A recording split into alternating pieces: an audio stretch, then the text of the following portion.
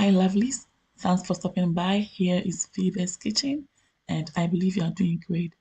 Once again, I'm back, and today I'm sharing with you how to make this simple homemade breadcrumbs. And I'm showing you three methods so that in the end, you make your own choice. And I bet you these processes are so simple. So stay tuned to the end and be inspired.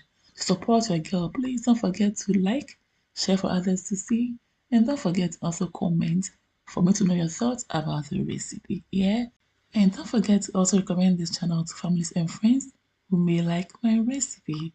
And also, if it's your first time here, I hope you'll be inspired to join this amazing family.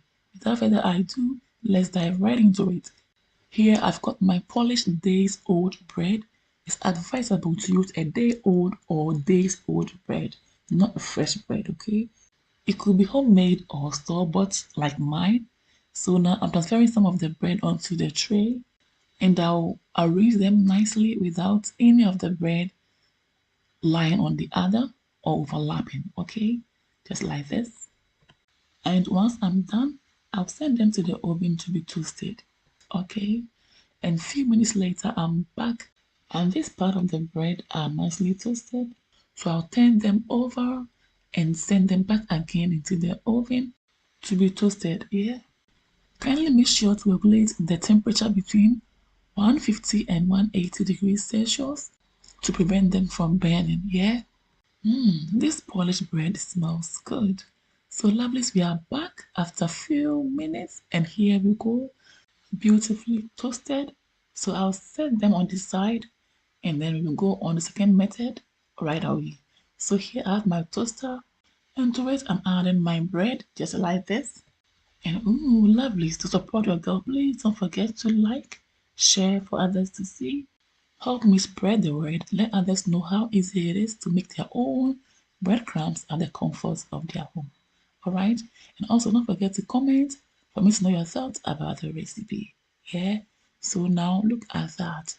Very, very crispy and nicely toasted. So now this is the third method and I'm using the frying pan. Alright? So here we go. I'll just turn them over until I achieve the color I'm going for. So at this point, I'll say I'm done. It's so nice and crispy. Yes, so I'm taking them out of the frying pan and add it to the ones already on the plate. And here, that's it. The three methods are all done. And now I'm putting all of them together. And here we go. Beautiful, beautiful, beautiful. Lovelies. If it's your first time ever seeing my video, hey, I would love to have you here. So kindly do your girl a favor by subscribing to this channel to enjoy more of my recipes. Don't forget to also smash on the bell button to receive updates from me whenever I upload new videos. And I'm so sure you will love it here. Check them out. Aren't these beautiful? They are not burnt and I love the rich brown color.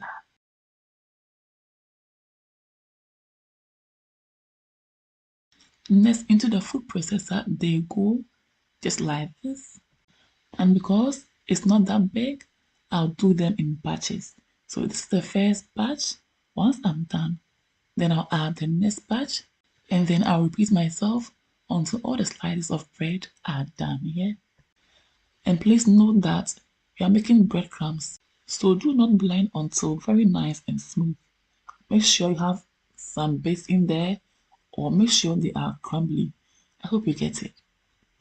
So using a blender can be tricky. It's advisable to use a food processor to avoid every mistake done. I hope you get it. Or you can even use your hand to crush them until they are nice and crumbly, yeah? However, you can still use blender if you can be smart about it, yeah?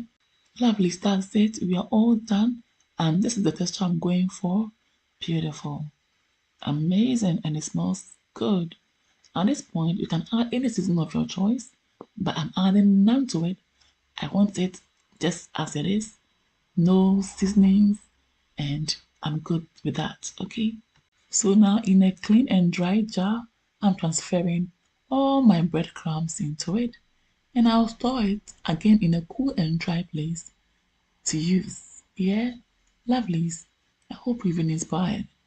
This is how simple, easy, and comfortable it is to make your own breadcrumbs at home. And I've shown you three methods. So now you know which one to go for whenever you are making your own breadcrumbs.